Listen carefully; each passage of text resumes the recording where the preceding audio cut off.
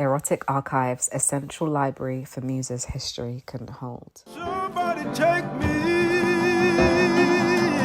to hold tonight. So this conversation that I'm having with you started with a tweet that I saw, actually a series of tweets. So when Sinners first came out, I was just loving and absorbing all of the conversations that it started around desirability, spirituality, blues music. And I saw a few comments from some men who basically said that Annie wasn't sexy. By the way, everyone has a right to desire what they desire and not to desire what they don't want to desire, right?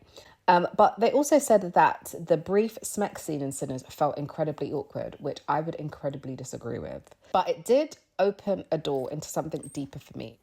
Desire is political. Do we know what that phrase means? Does that phrase mean anything to you at all? The politics of desirability, right, stretches across every dimension of the body.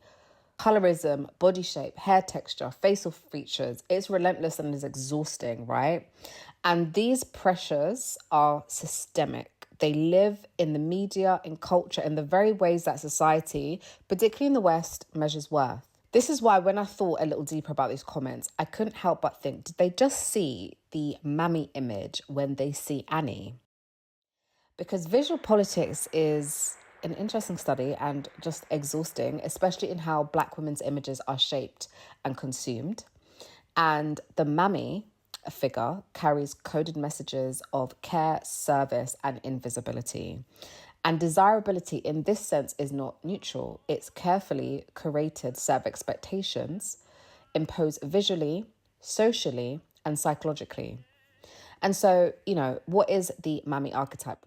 Quick pause. I just want to shout out Kay's Calling on YouTube. She made a brilliant video about how Black women are often treated as accessories. And it's really interesting because she used a Cinderella story, the film with Hilary Duff, where Regina King plays her helper in the film. She arose in the antebellum period in the South. She was a loyal, nurturing Black woman caring for white families, cooking, cleaning, raising children, while her own needs, desires, and humanity were largely erased. She was always cheerful and selfless. And essentially, her worth was measured entirely by how she served others. And so we see traces of something in Annie from Sinners. And let me just explain, right? So in our first introduction of Annie on screen, she does carry a motherly tone, right? We see the children come in and she helps children and she accepts fake money, right?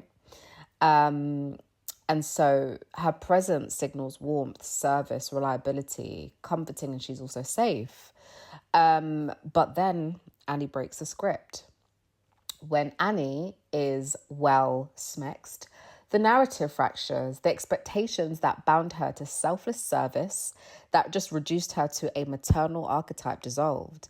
And in that moment, she is no longer merely a caretaker. She is a fully realized erotic being. And so she claims pleasure and agency on her own terms, and desire transforms her. Layers of selfhood, invisible under historical coding, emerge. And she becomes more complex. And, I feel like this conversation is a reminder that Black women's sensuality has always been mythologized, policed, but it was never extinguished. And so Annie's erotic development, her fullness, her yearning, her capacity to be desired and to desire triggered something in these comments that I saw. I believe it. I'm sorry. And the audience's discomfort, I think, in a way, shows that they are not used to seeing a character like her break the fourth wall of racialized erotic stereotypes. And so this is where erosfuturism becomes crucial, because erosfuturism, my philosophy, imagines futures where we are all free to merge our erotic and spiritual lives without strict repressive boundaries. Desire is a source of power, a sacred pulse running through our histories, our bodies, and our collective futures. And Annie is a hoodoo priestess. How you know I ain't brave? and work every route my grandmama taught me to keep you and that crazy brother of yours safe every day since you've been gone. That fact matters, right? Her erotic liberty wasn't just a fantasy or role play, it's spiritual bearings. And so her presence disrupts the mammy image, the mammy figure, and she is living through herself, her wholeness, spiritually and sensually. And so she just challenges the idea who gets to be desires and what desire even looks like. And so Sinners was set in the Jim Crow era, right?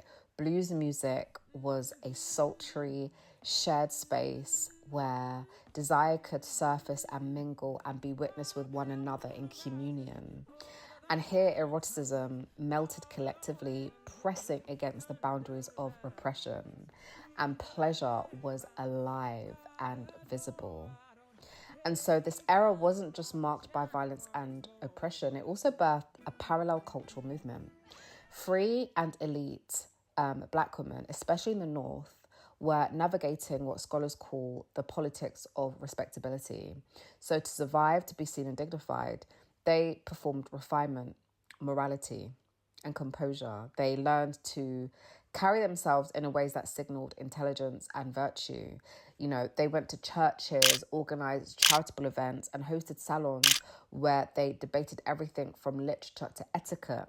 And what was a part of that conversation, they advised one another on how Black women should appear to the world, how they should dress, the inches of how long their skirts should be, high collars, modest shoes, you know, just as though each garment were armor against the prejudice of a society that constantly sought to define them as lesser.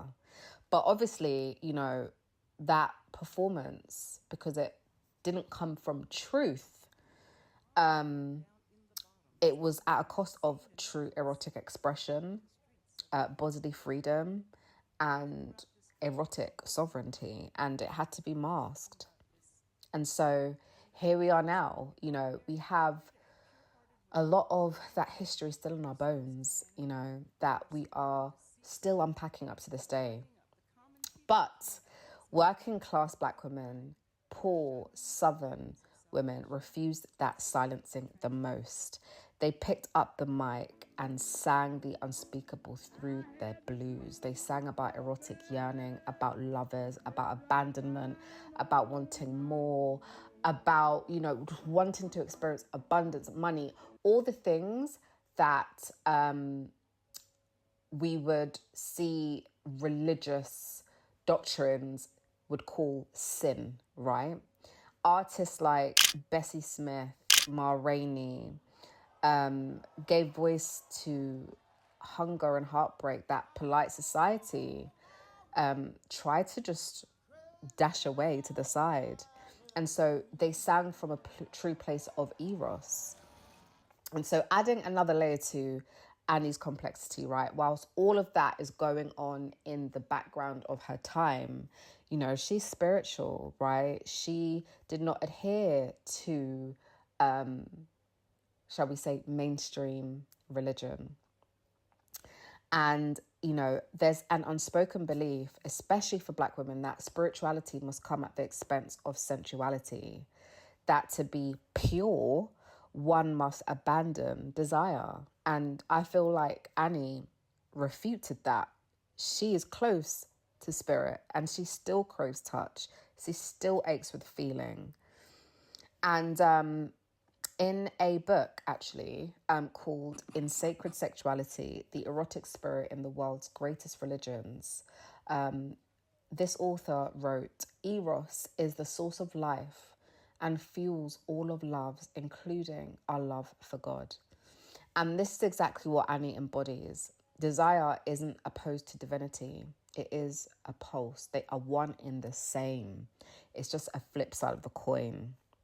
And so, you know, if we kind of fast forward today, right, the mammy figure evolved into the strong Black woman trope.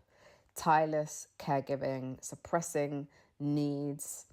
And this pattern also exists in other communities too. You know, we could look at the Latino, Hispanic media, where, you know, the mother is endlessly giving, right? Maybe even, you know, stripped of a certain level of depth. And so figures like Annie or real life women reclaiming strength and sensuality disrupts that generational script. And again, in erosfuturism, we claim the erotic and the divine simultaneously. And the body is a temple and it is a site of prophetic knowing. And we can coexist with all of these things. And so Annie's desirability becomes heresy.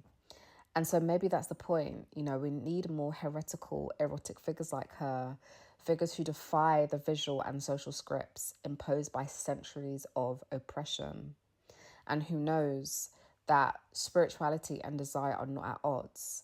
So no matter who you are, right, life is too short to prove your spiritual worth or spiritual obedience by sacrificing your erotic truth.